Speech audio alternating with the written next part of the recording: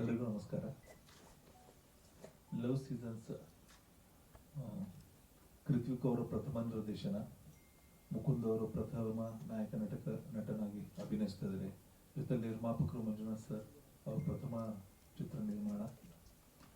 ಒಂದು ಒಳ್ಳೆ ತಂಡ, ಜೊತೆಲಿ ನಾನು ಹೇಳ್ಬೇಕಾದ್ರೆ ಒಳ್ಳೆ ನಿರ್ಮಾಪಕರು.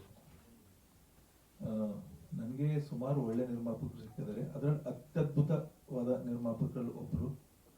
ಇಂಥ ನಿರ್ಮಾಪಕರು ಇಂಡಸ್ಟ್ರಿಗೆ ಬೇಕು. ಬಟ್ ಅದ್ರ ಕೊನೆಗೂ ಡಿಪೆಂಡ್ ಆಗೋದಂದ್ರೆ ಉಳಿಬೇಕಂದ್ರೆ ಚಿತ್ರ ಗೆಲ್ಬೇಕಷ್ಟೇ, ಬೇರೆ ಯಾವುದು ಮ್ಯಾಟರ್ ಕನ್ಸಿಡರ್ ಬರಲ್ಲ ಸರ್. ಜನಗಳನ್ನ ಗೆಲ್ಲಿಸ್ಬೇಕು, ಅವ್ರಿಗೆ ಇಷ್ಟ ಆದ್ರೆ ಗೆಲ್ಲಿಸ್ತಾರೆ. ಕಾದ್ ನೋಡೋಣ. ಪಿಕ್ಚರ್ ಚೆನ್ನಾಗಿ ಬಂದಿದೆ, ಒಳ್ಳೆ ಸಿನಿಮಾ ಮಾಡಿದೆ. ಕೃತ್ವಿಕ್ ನೀವು ನೋಡಿದ್ರೆ ಏನೋ ಅಂತ ಮೂರ್ತಿ ಚಿಕ್ಕದು ಕೀರ್ತಿ ದೊಡ್ಡದು ಆ ಥರ ತುಂಬ ಪ್ಯಾಷನೇಟ್ ಇದೆ ಅವರಿಗೆ ಸಿನಿಮಾ ಬಗ್ಗೆ. ಪ್ರತಿಯೊಂದು ನನಗೆ ಹೀಗೆ ಬೇಕಂತ ಹಠ ಮಾಡ್ತಾರೆ. ಟ್ರೇಲರ್ ತುಂಬಾ ತಲೆ ತಿಂದ್ರು.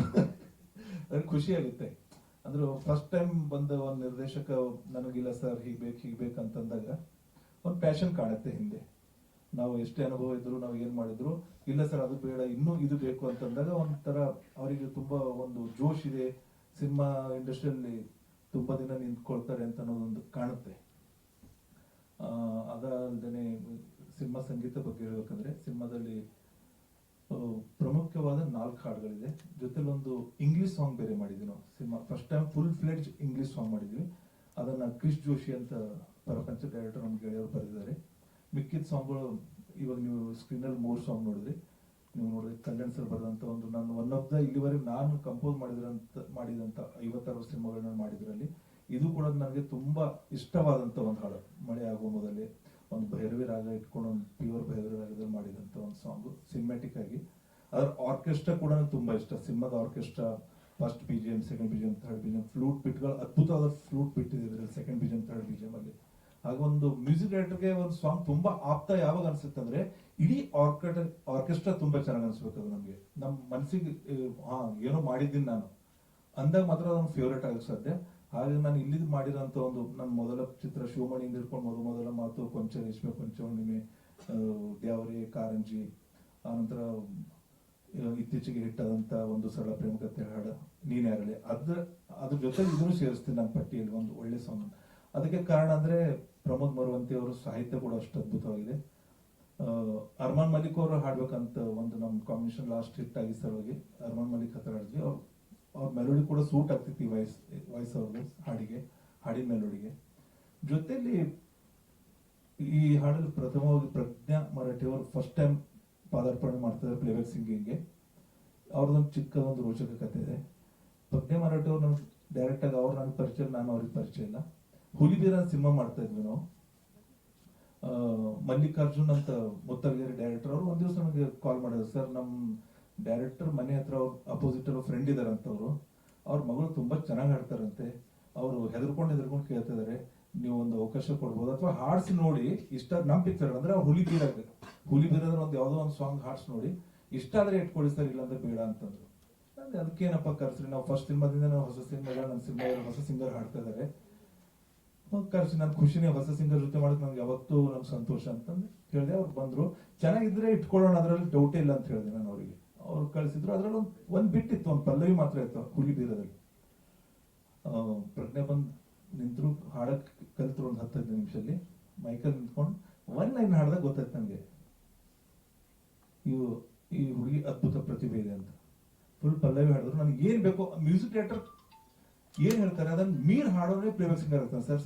ತುಂಬಾ ಬರುತ್ತೆ ಸರ್, ನಮ್ಗೆ ಎಂಕ್ವೈರಿ ಬರುತ್ತೆ. ನಮ್ಗೆ ಸಿಂಗರ್ಗಳಿಗೆ ಅವಕಾಶ ಯಾಕೆ ಸಿಗಲ್ಲ ಸರ್? 1 ಕೋಟಿಯಲ್ಲಿ 10 ಸಿಂಗರ್ಗಳು ಮಾತ್ರ ಚೆನ್ನಾಗಿ ಸಿಂಗರ್ ಆಗ್ತಾರೆ, ಪ್ಲೇಬ್ಯಾಕ್ ಸಿಂಗರ್ ಆಗ್ತಕ್ಕ ಸರ್. ಹಾಡಕ್ ಕಾಪಿ ಮಾಡಿ 100 ಸಾರಿ ನೀವು SP ಬಾಲಸುಬ್ರಹ್ಮಣ್ಯ ಹಾಡಕ್ ಕೇಳಿ, ಯಶೋಧ ಸರ್ 100 ಸಾರಿ ಹಾಡಕ್ ಕೇಳಿ, ಸ್ಟೇಜ್ ಮೇಲೆ 10 ಸಾರಿ ಹಾಡೋದು ದೊಡ್ಡ ವಿಷಯ ಇಲ್ಲ ಸರ್.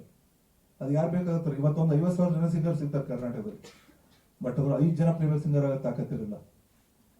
ಪ್ಲೇಬ್ಯಾಕ್ ಸಿಂಗರ್ ಆಗೋ ತಾಕತ್ ತುಂಬಾ ದೊಡ್ಡದಿದೆ ಸರ್.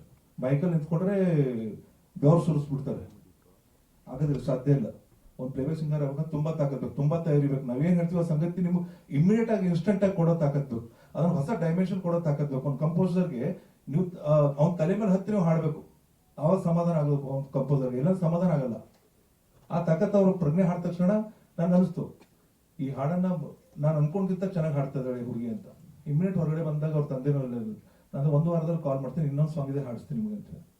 ಒಂದು ವಾರ ನಂತರ ಅವ್ರು ಬಂದ್ರು, ಈ ಸಾಂಗ್ ಹಾಡಿದ್ವಿ, ಎಲ್ರಿಗೂ ಇಷ್ಟ ಆಯ್ತು, ಫೈನಲ್ ಅದು. ಸುಮಾರು ಪ್ಲೇಬ್ಯಾಕ್ ಸಿಂಗರ್ಗಳು ನಿಮ್ದು ಎಲ್ಲ ಇರುತ್ತೆ ಸರ್, ಯಾಕೆ ಹೊಸೊಬ್ಬರಿಗೆ ಅವಕಾಶ ಕೊಡಲ್ಲ ಅಂತ ಕ್ವಶನ್ ಇರುತ್ತೆ. ಅದು ಹೇಳ್ತೀನಿ ನನ್ನ ಕಾರಣ.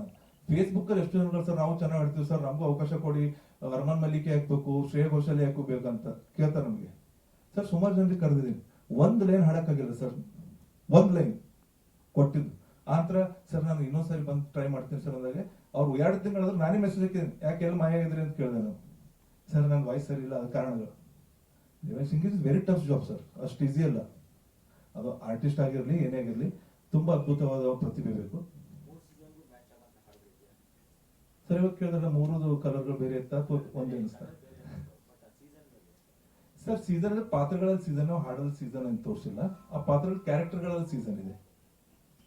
ಹಾಗಾಗಿ ಅದು ಒಂದು. ಇನ್ನೊಂದು ಕಲ್ಯಾಣ್ ಸರ್ ಬರೆದಂತ ಒಂದು ಸಾಂಗ್, ನಮ್ಗೆ ಈ ಸಾಂಗ್ ಪರ್ಟಿಕ್ಯುಲರ್ ಒಂದು ಅನುಭವಸ್ಥ ಸಾಹಿತಿ ಬೇಕಂತ ನಮ್ಗೆ ಅನ್ಸಿತ್ತು. ಬಣ್ಣ ಲೈಫಿನ ಬಗ್ಗೆ ಫಿಲಾಸಫಿ ಇದೆ ಲೈಫಿಂದು.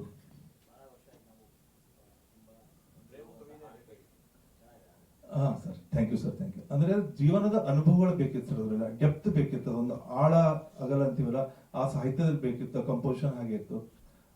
ಸರ್ ಒಂದೇ ಡ್ರಾಫ್ಟ್ ಬರ್ಕೊಟ್ರು ಸರ್. ಅದ್ರಲ್ಲಿ ನಾವ್ ಏನೋ ಒಂದ್ ಅಕ್ಷರನೂ ಚೇಂಜ್ ಮಾಡಿಲ್ಲ ಅನ್ಸುತ್ತೆ, ಒಂದೇ ಡ್ರಾಫ್ಟ್ ಬರ್ದೆ. ಅವ್ರಂತೂ ಏನಂದ್ರೆ ನಾವು ದೊಡ್ಡವ್ರ ಫ್ಯಾನ್, ನಾವೆಲ್ಲ ಎಲ್ಲರೂ ಇದ್ದೀವಿ ಫ್ಯಾನ್ ಅವ್ರದ್ದು. ಹಾಗಾಗಿ ತುಂಬಾ ಅದ್ಭುತವಾದ ಒಂದು ಹಾಡ, ಸಾಹಿತ್ಯಿಕವಾಗಿ ತುಂಬಾ ಅದ್ಭುತವಾಗಿದೆ. ನನ್ನ ಕಂಪೋಷನ್ ಕಿಂತಲೂ ಚೆನ್ನಾಗಿ ಸಾಹಿತ್ಯ ಇದೆ ಅಂತ ನನ್ಗೆ ಅನ್ಸುತ್ತೆ. ಅದರಲ್ಲಿ ವೇಟ್ ಜಾಸ್ತಿ ಇದೆ ಸಾಹಿತ್ಯದಲ್ಲಿ ಕಂಪೋಷನ್ ಕಿಂತಲೂ. ಹಾಗೆ ಅನ್ಯನ್ಯ ಭಟ್ ಕೂಡ ಕೇಳ್ಬಿಟ್ಟು ತುಂಬಾ ಖುಷಿ ಪಟ್ರು ಸರ್, ತುಂಬಾ ಒಳ್ಳೆ ಸಾಂಗ್ ಕೊಟ್ಟಿದ್ರು ನನಗೆ, ಸಾಹಿತ್ಯ ಅದ್ಭುತವಾಗಿದೆ ಅಂತ ಹೇಳಿ ಅವರು ತುಂಬಾ ಖುಷಿ ಪಟ್ರು. ಆ ಸಾಂಗು ನೀವು ಕೇಳಿದ್ರಿ. ಆನಂತರ ಇನ್ನೊಂದು ಹೊಸದೊಂದು ಪ್ರೀತಿಯಾನ ಅಂತ, ಕೇಶವ್ ಆನಂದ್ ಅಂತ ಬಾಂಬೆ ಸಿಂಗರ್, ಬಟ್ ಅವ್ರು ಕನ್ನಡಿಗರು, ಅವರು ಬಾಂಬೆಲಿ ಇರ್ತಾರೆ. ಅವರು 15 ವರ್ಷದಲ್ಲಿದ್ದಾರೆ, ಸುಮಾರು ಹಾಡುಗಳು ಹಾಡಿದ್ದಾರೆ. ಈಸ್ ಆಲ್ಸೋ ಬ್ರಿಲಿಯಂಟ್ ಸಿಂಗರ್, ತುಂಬಾ ಸಿನಿಮಾ, ದೊಡ್ಡ ಸಿನಿಮಾನು ಹಾಡ್ತಿದ್ದಾರೆ ಅವರು. ಆನಂತರ ಸಾಯಿ ಸರ್ವೇಶ್ ಒಂದು, ಅದನ್ನ ಧನಂಜಯ ರಂಜನ್ ಅಂತ ಬರ್ತಾರೆ, ಇವತ್ತು ಬಂದಿಲ್ಲ ಅವರು. ಸಾಯಿ ಸರ್ವೇಶ್ ಒಂದು ಬರ್ತಾರೆ ಹಾಡ, ಅದು ಇನ್ನು ನಾನೇ ಹಾಡಿದ್ದೇನೆ ಅದನ್ನ, ಇನ್ನೂ ರಿಲೀಸ್ ಮಾಡಿರೋದು, ಮಾಡ್ತೀವಿ. ಮತ್ತೆ ಇನ್ನೊಂದು ಇಂಗ್ಲಿಷ್ ಸಾಂಗ್, ಒಂದು ಟೋಟಲ್ ಇಂಗ್ಲಿಷ್ ಸಾಂಗ್ ಒಂದಿದೆ. ಆ ತರ ಈ ರೆಕಾರ್ಡಿಂಗ್ ಕೂಡ ನಾನೇ ಮಾಡಿದ್ದೀನಿ. ಪಿಕ್ಚರ್ ಸೆನ್ಸರ್ ಕೂಡ ಆಗಿದೆ ಸರ್, ಇವಾಗ 3ನೇ ತಾರೀಕು ರಿಲೀಸ್ ಆಗ್ತದೆ, ತಮ್ಮ ಮುಂದೆ ಬರುತ್ತೆ. ತಾವೆಲ್ಲರೂ ದಯವಿಟ್ಟು ಪಿಕ್ಚರ್ನ ಹಾಡುಗಳನ್ನ ಸ್ವಲ್ಪ ಪುಷ್ ಮಾಡಿದ್ರೆ ನೀವು ನಮ್ಗೆ ಹೆಲ್ಪ್ ಆಗುತ್ತೆ, ನಮ್ಮ ಟೀಮ್ಗೆ. ಎಲ್ಲ ಹೊಸಬ್ರು ಇದ್ದಾರೆ, ನಿರ್ಮಾಪಕರಂತೂ ಅದ್ಭುತ ಸರ್. ಇನ್ನೊಂದು ಅವ್ರ ನಿರ್ಮಾಪಕರ ಬಗ್ಗೆ ಮಾತು ಹೇಳಬೇಕು ಸರ್. ರೆಕಾರ್ಡಿಂಗ್ ಯಾವಾಗ ಶುರು ಮಾಡ್ತಾರೆ ಸರ್? ಒಂದು 15 ದಿವಸ ಸರ್. ದುಡ್ಡು ಕಳ್ಸ್ಬಿಡ್ಲ ಇವತ್ತು ಸರ್? ನಂಗೆ ಇನ್ನೂ 15 ದಿವಸ, ಇವಾಗ ಯಾಕೆ ಕೊಡ್ತಾರೆ ದುಡ್ಡು?